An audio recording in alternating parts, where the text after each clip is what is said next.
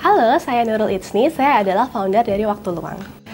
Waktu Luang adalah kreatif studio yang berfokus pada aktivasi kreatif. Jadi kita membuat workshop, pop-up market, pameran, dan aktivasi kreatif lainnya. Kenapa sih ingin membuat Waktu Luang? Sebenarnya ini tuh berdasarkan mungkin keresahan pribadi. Jadi melihat kalau misalnya salah satu life skill yang penting dimiliki orang adalah berpikir kreatif. Gitu. Nah, bagaimana sih kita bisa mengasah berpikir kreatif tersebut? Gitu. Mungkin kita beri contoh saat misalnya ada suatu brand yang membuat produk terbaru, misal let's say tas terbaru, gitu. Mayoritas orang Indonesia mungkin akan tertarik untuk membelinya. Seperti, aku ingin deh beli tas tersebut, gitu. Tapi jarang, mungkin sedikit yang berpikir, saya ingin deh bisa membuat tas seperti itu, gitu. Nah, berpikir kreatif adalah satu life skill yang bisa membawa kita untuk bisa scale up segala sesuatu, gitu. Jadi, it's really important. Dan gimana cara kita mengasahnya di waktu luang? Banyak sekali workshop dan kelas-kelas kreatif yang berfungsi kita tidak hanya, let's say, hanya menerima jadi barangnya aja, tapi kita juga tahu bagaimana cara membuatnya, gitu. Jadi misalnya dengan workshop mungkin merajut, jadi kita tidak hanya membuat tahu itu adalah tas rajutan, tapi kita juga membuat cara membuatnya bagaimana, gitu. Nah, itu yang ingin saya berusaha sebarkan lah, bahwa Waktu Luang ingin sekali bisa mengembangkan ekosistem kreatif. Dan gimana supaya bisa mengembangkan ekosistem kreatif itu tentunya dibutuhkan, salah satunya yang paling dasar adalah mindset atau berpikir kreatif itu, gitu.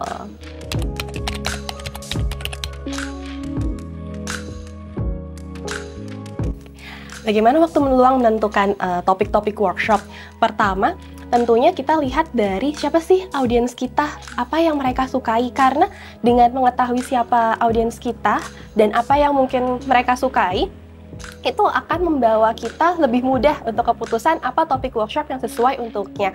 Kembali lagi ke objektif awal Waktu Luang, ingin bisa mengembangkan cara berpikir kreatif tersebut, gitu. Jadi tentunya kita harus sesuai nih materi dengan audiensnya. Bayangkan kalau misalnya let's say audiens kita adalah anak-anak perempuan, tapi workshopnya tentang bagaimana cara misalnya memperbaiki mobil, gitu. Mungkin kan sesuatu yang tidak kurang sama ya, kurang relevan, gitu. Jadi akan kita sesuaikan dari sisi audiens dan minat mereka. Yang kedua, biasanya kita akan melihat dari sisi tren juga, gitu. Mungkin dulu sempat ada workshop membuat manik-manik, aksesoris manik-manik itu sempat booming. Kemudian sempat ada masanya tren membuat tas dari bahan rajutan, itu yang sedang tren. Mungkin saat ini membuat parfum sedang tren. Jadi ada masa-masanya, gitu. Dan dengan adjust ke tren itu akan lebih mudah sebenarnya dari sisi kami untuk bisa diterima untuk market yang ingin dituju.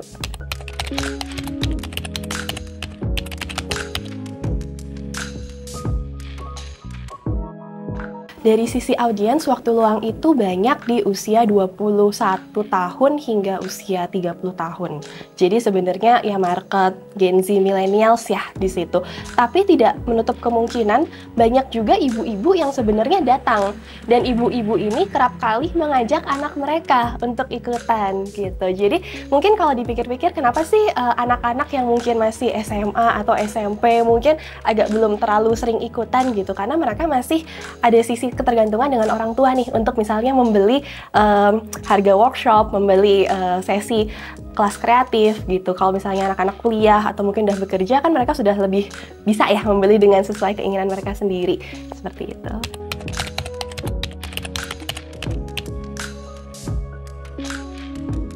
Waktu Luang dalam menjalankan kegiatan kreatifnya memang banyak sekali kolaborasi dengan berbagai entitas, mulai dari brand, kemudian dengan komunitas lain. Kenapa? Karena dengan kolaborasi itu kita bisa menciptakan dampak lebih luas lagi. Selain itu, mungkin akan bisa menghasilkan suatu sesi yang lebih menarik, gitu. Karena kita tidak hanya dari sisi Waktu Luang saja yang berpikir atau membuat suatu racikan kelasnya, tapi kita bisa mendapatkan sisi insight dari brand atau kolaborator tersebut. Contohnya, Waktu Luang pernah bekerja sama dengan brand skincare Azlu dalam membuat workshop journaling, yang sebenarnya esensinya adalah Azlu adalah brand kosmetik skincare. Tapi biasanya kan kalau misalnya brand skincare itu mungkin dia memberi efek pada kulit seperti apa sih, misalnya memperbaiki bekas jerawat atau mungkin melindungi kulit dari paparan sinar matahari gitu. Tapi sebenarnya segala penyakit kulit kita itu juga ditentukan dari how we feel inside gitu. Jadi misalnya kita lagi stres, kita lagi merasa tidak baik gitu, kita ada banyak emosi yang dipendam, itu sebenarnya akan berpengaruh sekali pada looks kita kan. Mungkin orang yang happy secara penampilan akan lebih fresh gitu, tapi orang yang mungkin ada banyak pikiran atau mungkin lagi stres itu mungkin secara looks juga entah kulit kusam atau mungkin menimbulkan jerawat segala macam. Oleh karena itu kita membuat sesi journaling workshop ini sebagai salah satu cara supaya bagaimana sih supaya kita bisa dari sisi diri kita di dalam bisa merasa baik-baik saja gitu. Jadi bagaimana kita bisa mengungkapkan emosi kita, kemudian jadi kurang lebih selalu ada benang-benangnya lah, seperti itu. Itu salah satu yang menarik.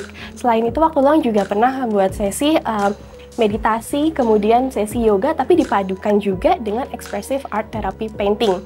Jadi kita bekerja sama dengan komunitas, dengan yayasan Art Therapy Center Widyatama. Jadi orang-orang mungkin saat ini merasa art therapy itu mungkin hanya untuk mereka yang membutuhkan gitu. Memang secara konsep art therapy itu membantu seseorang untuk memahami orang lain yang mungkin kadang-kadang sulit diungkapkan melalui perkataan. Jadi melalui goresan sapuan kuas atau tulisan, sebenarnya kita bisa tahu nih, ini orang gimana ya, apa yang dia sedang rasakan ya, bagaimana karakternya, pemilihan warna juga. Mungkin kalau misalnya kita lagi merasa happy gitu, pilihan warna kita mungkin cerah gitu, kuning, terusnya mungkin pink yang bright, merah atau segala macam. Tapi kalau misalnya kita lagi down gitu, mungkin pilihan warna kita cenderung lebih gelap gitu. Nah, melalui aktivitas painting terapi ini, waktu luang ingin menggabungkan dari sisi creativity dan wellness gitu. Jadi banyaklah hal-hal yang waktu luang lakukan dengan kolaborator untuk membuat suatu kelas yang menarik.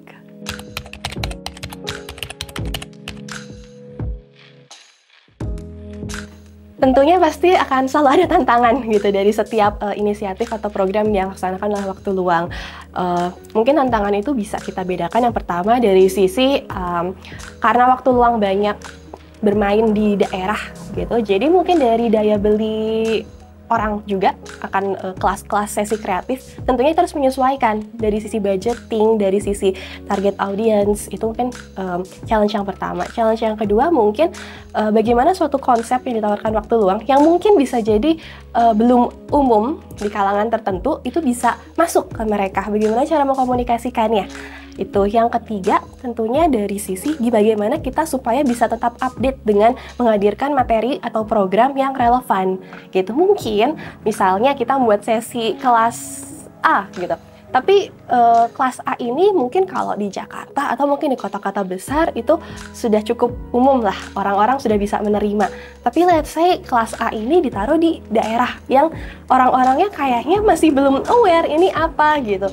Ya itu akan ya suatu challenge tersendiri gitu. Jadi beberapa kali waktu luang juga sering riset membuat program kelas yang mungkin baru, yang tujuannya kayak kita ingin ngetes pasar. Ini oke nggak sih kelas ini? Apakah sudah bisa diterima gitu? Mungkin kadang-kadang ada kelas yang benar-benar baru waktu luang adakan yang nggak laku gitu, atau mungkin peminatnya sedikit gitu. Biasanya kita akan explore lagi gitu. Apakah mungkin karena harganya nggak cocok? Apakah karena topiknya nggak cocok? Ataukah mungkin karena timingnya gitu? Kadang-kadang timing pun menentukan gitu. Apakah hanya di hari Sabtu atau hari Minggu, ataukah di pagi, sore, itu semua kita sangat menentukan.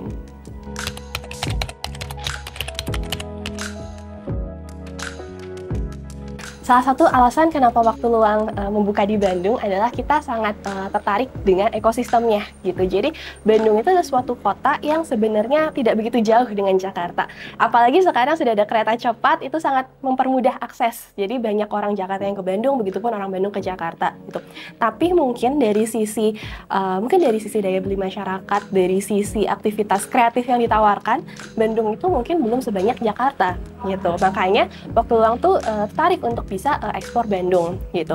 Nah, apa sih yang mungkin waktu luang kontribusikan di kota ini? Sebenarnya untuk membangun suatu kota kreatif dan ekosistemnya itu akan membutuhkan banyak sekali stakeholders gitu. Jadi waktu luang tidak bisa sebenarnya hanya sendirian gitu. Pasti tetap kita harus bersinergi dengan entitas lain untuk bisa membuat suatu ekosistem yang kreatif yang lebih holistik di kota ini gitu. Apa yang mungkin sejauh ini saya lihat adalah lebih ke waktu luang mungkin lebih saat ini menciptakan berbagai aktivitas kreatif yang sebelumnya belum pernah ada di Bandung, atau mungkin memperkaya lah gitu dari sisi konten-konten kelas kreatif yang dihadirkan seperti itu. Tapi dari sisi kami pun kita sangat senang kalau misalnya ada banyak let's say seperti waktu luang lainnya lah yang ada di Bandung bila bisa ada gitu. Jadi kayak bisa makin perkaya ekosistem kreatif kota ini.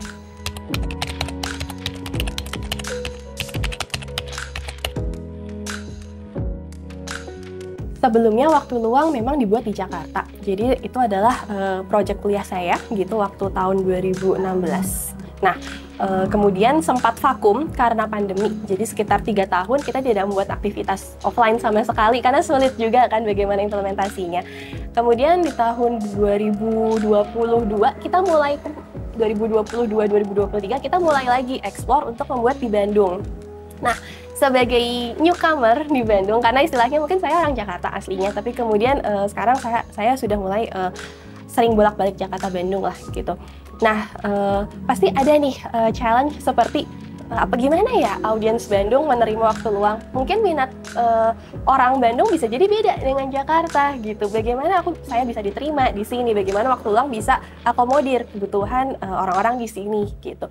Tapi ternyata mungkin esensinya adalah just kayak lakukan aja gitu. Ujung-ujungnya mungkin orang akan aware juga, dan ujung-ujungnya kita bisa attract komunitas atau mungkin orang-orang yang memang relevan gitu. Jadi ada law of attraction kan sebenarnya berlaku gitu. Jadi dan ya alhamdulillah gitu, dari begitu waktu luang launch di kota Bandung ini bisa mendapat support juga dari organisasi, komunitas, brand, baik bahkan dinas pemerintahan juga gitu akan kehadiran ini di kota ini, dan mereka welcome gitu. And I really happy because ya untuk bisa membuat suatu ekosistem kreatif lebih solid dan lebih holistik memang dibutuhkan banyak kerjasama dari banyak pihak untuk bisa saling mendukung satu sama lain.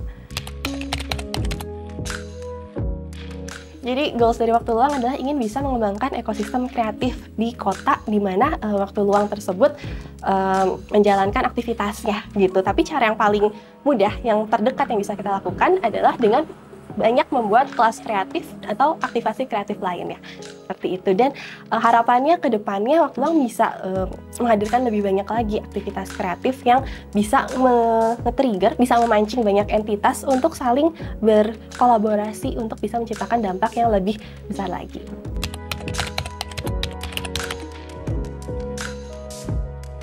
Untuk mengetahui aktivitas waktu luang bisa melalui Instagram kita, paling mudah melalui Instagram kita yaitu di @waktu.luang.studio. Waktu.luangnya itu menggunakan ejaan lama, mungkin bisa dilihat di bawah ini.